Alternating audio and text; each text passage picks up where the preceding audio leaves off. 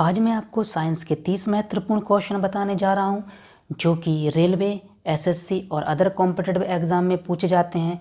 तो इस वीडियो को शुरू से लेकर अंत तक जरूर देखें और यदि आपने हमारे चैनल को सब्सक्राइब नहीं किया है तो आप हमारे चैनल को सब्सक्राइब जरूर करें। तो आइए दोस्तों, हम साइंस के 30 महत्वपूर्ण क्वेश्चन को स्टार्ट करते हैं। क्वेश्चन नंबर 146वां, निम्नलिखित परिघटनाओं पर विचार कीजिए। ए, गोधूली में सूर्य का अमाप। दूसरा, ऊष्मा काल में सूर्य का रंग। तीसरा, ऊष्मा काल में चंद्रमा का दिखना। चौथा, आकाश में तारों का टिमटिमाना। पांचवा, आकाश में ध्रुव तारे का दिखना। उपयुक्त में से कौन से दृष्टिभ्रम है? ए 1, 2, 3, बी 3, 4, 5, सी 1, 2, 4, डी 2, 3, 5। तो दोस्तों 146 का आंसर बताइए कमेंट बॉक्स में। तो 146 का आंसर है 1, 2, 3 यानी पहला, दूसरा और तीसरा दृष्टिभ्रम की परिघटनाएं हैं। क्वेश्चन नंबर 147वां, कथन ए, प्रकाश के दृश्य वर्णक्रम में लाल प्रकाश हरे प्रकाश की अपेक्षा अधिक उत्सर्जी होता है। कथन आर, लाल प्रकाश का तरंग दैर्ध्य हरे प्रकाश के तरंग दैर्ध्य से अधिक होता है। कूट ए और आर दोनों सही हैं और आर ए का सही स्पष्टीकरण है। बी, ए और आर दोनों सही हैं परंतु आर ए का सही स्पष्टीकरण नहीं है। सी, ए सही है परंतु आर गलत। डी, ए गलत है परंतु आर सही। तो क्वेश्चन नंबर 147 का आंसर डी है, ए गलत है परंतु आर सही, यानी इसमें ए गलत है और आर सही है। क्वेश्चन नंबर 148वां, निम्नलिखित में से किसमें उच्चतम ऊर्जा होती है? ए नीला प्रकाश, बी हरा प्रकाश, सी लाल प्रकाश, डी पीला प्रकाश। तो निम्नलिखित में से किसमें उच्चतम ऊर्जा होती है? तो 148 का ए है नीला प्रकाश, यानी नीले प्रकाश में उच्चतम ऊर्जा होती है।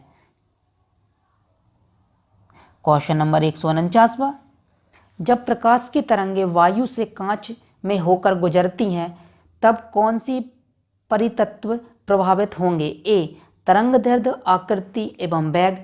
बी केवल वेग तथा आवृत्ति। सी केवल तरंग दैर्ध्य तथा आवृत्ति।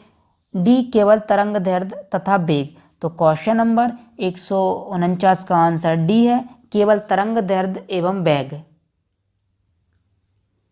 क्वेश्चन नंबर 150वां, जब एक व्यक्ति तीव्र प्रकाश क्षेत्र से अंधेरे कमरे में प्रवेश करता है तो उसे कुछ समय के लिए स्पष्ट दिखाई नहीं देता, बाद में धीरे धीरे उसे चीजें दिखाई देने लगती हैं। इसका कारण है ए पुतली के आकार में परिवर्तन, बी लेंस के व्यास और फोकस दूरी में परिवर्तन, सी रोडोरिसन का विरंजक व पुनः त्रिचरण होना, डी आंखों का अंधेरे के प्रति कुछ समय में अनुकूलित होना।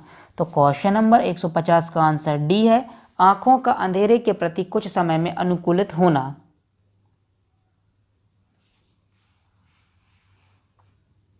क्वेश्चन नंबर 151, निकट दृष्टि कोण दोष दूर करने के लिए निम्नलिखित में से कौन सा लेंस उपयोग में लाया जाता है? ए उन्नतोदर, बी निरुत्तर, सी वर्तुलाकार, डी इनमें से कोई नहीं। तो 151 का जो आंसर वो बी है, निरोधर लेंस प्रयोग में लाया जाता है। क्वेश्चन नंबर 152वां, अवतल लेंस हमेशा किस प्रकार का प्रतिबिंब बनाते हैं? ए वास्तविक प्रतिबिंब, बी आभासी प्रतिबिंब, सी वस्तु की विशेषता के अनुरूप प्रकार का प्रतिबिंब, डी लेंस की वक्रता के अनुरूप प्रकार का प्रतिबिंब। तो क्वेश्चन नंबर 152वां का जो आंसर वो बी है, आभासी प्रतिबिंब। क्वेश्चन नंबर 153वां, संचार में प्रयुक्त फाइबर ऑप्टिकल केवल किस सिद्धांत पर कार्य करता है? ए प्रकाश के नियमित परावर्तन, बी प्रकाश के विकर्ण परावर्तन, सी प्रकाश के अपवर्तन, डी प्रकाश के पूर्ण आंतरिक परावर्तन।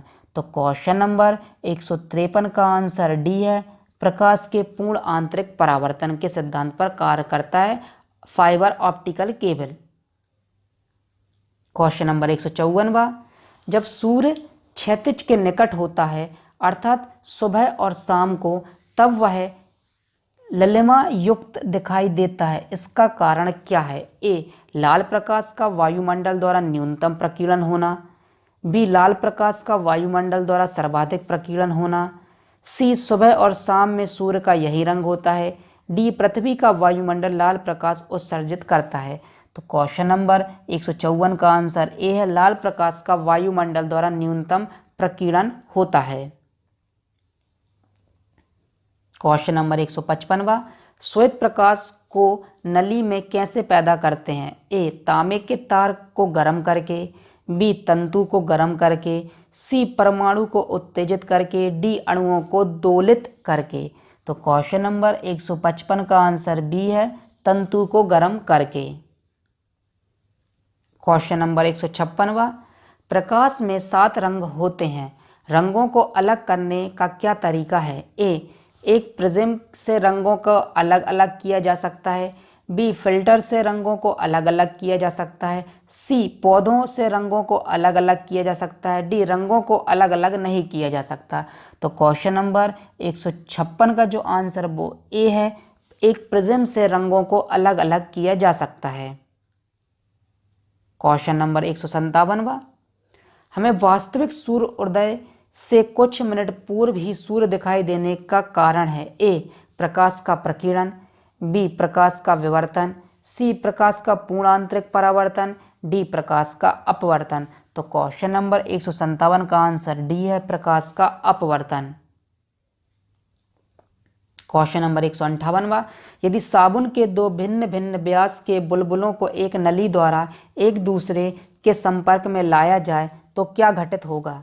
ए, दोनों बुलबुलों का आकार वही रहेगा। बी, छोटा बुलबुला और छोटा व बड़ा बुलबुला और बड़ा हो जाएगा।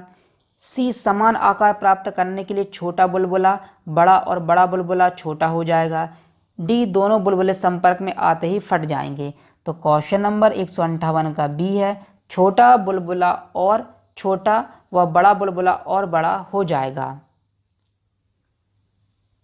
क्वेश्चन नंबर 159, परावर्तित प्रकाश में ऊर्जा ए, आपतन कोण पर निर्भर नहीं करती।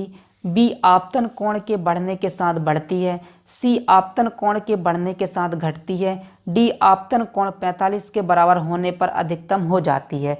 तो क्वेश्चन नंबर 159 का आंसर ए है, आपतन कोण पर निर्भर करती है। क्वेश्चन नंबर 160वां, प्रकाश की गति किसके बीच से जाते हुए न्यूनतम होती है? ए, कांच। बी, निर्वात। सी, जल। डी, वायु। तो क्वेश्चन नंबर 160 का आंसर ए है, कांच। क्वेश्चन नंबर 161वां, किसी तारे के रंग से पता चलता है उसके भार का? बी, आकार का। सी, ताप का। डी, दूरी का। तो क्वेश्चन नंबर 161 का आंसर सी है, किसी तारे के रंग से पता चलता है उसके ताप का। क्वेश्चन नंबर 162वां, निम्नलिखित प्राकृतिक तथ्यों पर विचार कीजिए। ए, स्थलीय आपतन तापन। बी, प्रकाश परावर्तन। तीसरा, प्रकाश अपवर्तन। डी, प्रकाश का विवर्तन। इनमें से किस तथ्य के कारण मृत्तिका बनती है? ए, 1 और 2। बी, 2, 3 और 4। सी, 1 और 3। डी, केवल 4। तो क्वेश्चन नंबर 162 का आंसर ए है, केवल 1 और 2, यानी स्थलीय तापन और प्रकाश परावर्तन के कारण मृत्तिकाएं बनती हैं। क्वेश्चन नंबर 163वां, आइंस्टीन के E = mc² समीकरण में सी घोतक है? ए, ध्वनि वेग का। बी, प्रकाश वेग का। सी, प्रकाश तरंग दैर्ध्य का। डी, एक स्थिरांक का। तो क्वेश्चन नंबर 163 का आंसर बी है, प्रकाश के वेग का। क्वेश्चन नंबर 164वां, निम्नलिखित तिथियों में से किसमें दोपहर को आपकी छाया सबसे छोटी होती है? ए, 25 दिसंबर। बी, 21 मार्च। सी, 21 जून। डी, 14 फरवरी। तो क्वेश्चन नंबर 164 का जो आंसर वो सी है, यानी 21 जून को आपकी छाया सबसे छोटी प्रतीत होती है। क्वेश्चन नंबर 165वां, सोडियम वाष्प लैंप प्रायः सड़क प्रकाश के लिए प्रयुक्त होता है क्योंकि ये सस्ते होते हैं। बी, इनका प्रकाश एक वर्णीय है और पानी की बूंदों से गुजरने पर विभक्त नहीं होता। सी, ये आंखों के लिए शीतल हैं। डी, ये चमकदार रोशनी देते हैं। तो क्वेश्चन नंबर 165 का आंसर बी है, इनका प्रकाश एक वर्णीय और पानी की बूंदों से गुजरने पर विभक्त नहीं होता। क्वेश्चन नंबर 166वां, कथन ए, खतरे का सिग्नल लाल रंग का बनाया जाता है। बी, लाल रंग का प्रकीर्णन सबसे कम होता है। कूट, ए और आर दोनों सही हैं परंतु आर ए की सही व्याख्या है। बी, ए और आर दोनों सही हैं परंतु आर ए की सही व्याख्या नहीं है। सी, ए सही है परंतु आर गलत। डी, ए गलत है परंतु आर सही। तो क्वेश्चन नंबर 166 का जो आंसर वो ए है, ए और आर दोनों सही हैं और आर ए की सही व्याख्या करता है।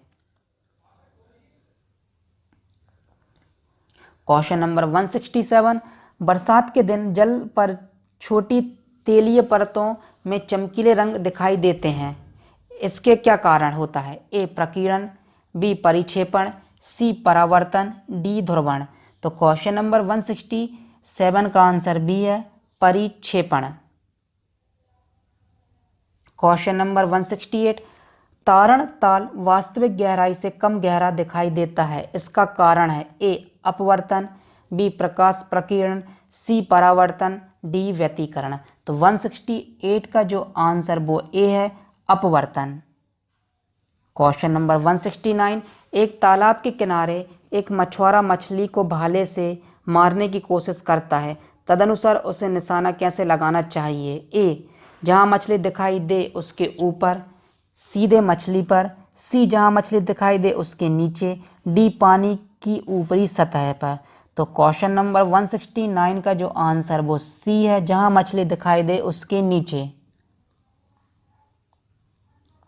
क्वेश्चन नंबर 170, फोटोन किसकी मूलभूत यूनिट या मात्रा है? ए, प्रकाश, बी, गुरुत्वाकर्षण, सी, विद्युत, डी, चुंबकत्व। तो क्वेश्चन नंबर 170 का आंसर ए है, प्रकाश की मूलभूत यूनिट है। क्वेश्चन नंबर 171, विकिरण की कण प्रकृति की पुष्टि किससे की जाती है? ए, व्यतिकरण, बी, प्रकाश विद्युत प्रभाव, सी, विवर्तन, डी, ध्रुवीकरण।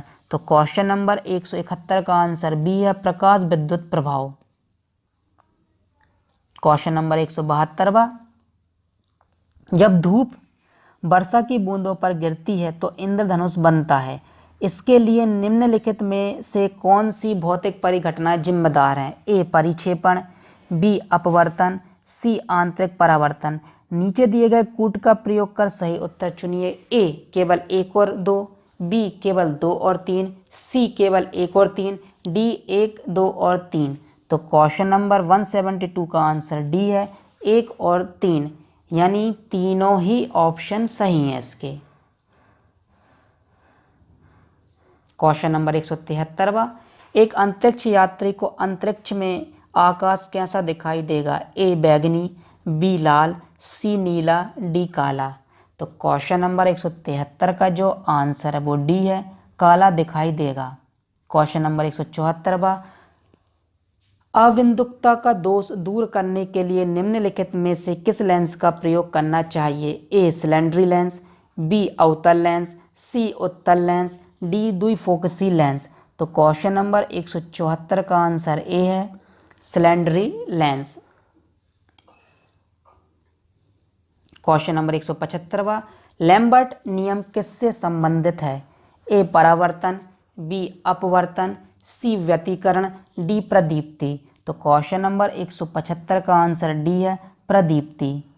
क्वेश्चन नंबर 176, आवर्धिक लेंस वास्तव में क्या होता है? ए, समतल अवतल लेंस, बी, अवतल लेंस, सी, उत्तल लेंस, डी, बेलनाकार लेंस। तो क्वेश्चन नंबर 176 का आंसर सी है, उत्तर लेंस। क्वेश्चन नंबर 177, निम्नलिखित में से कौन सा एक सही है? ए, मुख कोटर की जांच के लिए डॉक्टरों द्वारा उत्तल दर्पण का इस्तेमाल किया जाता है, बी, अवतल दर्पण परावर्तक के रूप में इस्तेमाल किए जाते हैं, सी, उत्तल दर्पण परावर्तक के रूप में इस्तेमाल किए जाते हैं, डी, उत्तल दर्पणों को हजामत बनाने के लिए इस्तेमाल करना चाहिए। तो क्वेश्चन नंबर 177 का आंसर बी है, अवतल दर्पण परावर्तक के रूप में इस्तेमाल किए जाते हैं। क्वेश्चन नंबर 178, प्रकाशित तंतु के आकार के बावजूद प्रकाश उसमें प्रगामी होता है क्योंकि वह एक ऐसा यंत्र है जिसमें संकेतों को एक जगह से दूसरी जगह स्थानांतरित किया जाता है।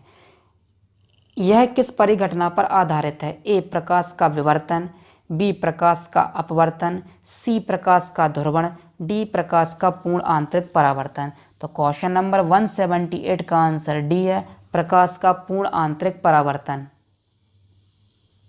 क्वेश्चन नंबर 179, प्रकाश वायु की अपेक्षा कांच में मंद गति से चलता है क्योंकि यानी जो प्रकाश होता है वायु की अपेक्षा कांच में मंद गति से चलता है। इसका क्या कारण है? ए वायु का अपवर्तनांक कांच के अपवर्तनांक से कम होता है, बी वायु का अपवर्तनांक कांच के अपवर्तनांक से अधिक होता है, सी कांच का घनत्व वायु के घनत्व से अधिक होता है, डी कांच का घनत्व वायु के घनत्व से कम होता है। तो क्वेश्चन नंबर 179 का आंसर ए है, वायु का अपवर्तनांक कांच के अपवर्तनांक से कम होता है। तो दोस्तों ये थे साइंस के 30 महत्वपूर्ण क्वेश्चन जो कि रेलवे, एसएससी और अदर कॉम्पिटिटिव एग्जाम में पूछे जाते हैं। यदि आपको वीडियो अच्छा लगे तो वीडियो को लाइक करें, वीडियो को शेयर करें, साथ ही हमारे चैनल को सब्सक्राइब करें। अब हम मिलते हैं अगले वीडियो में।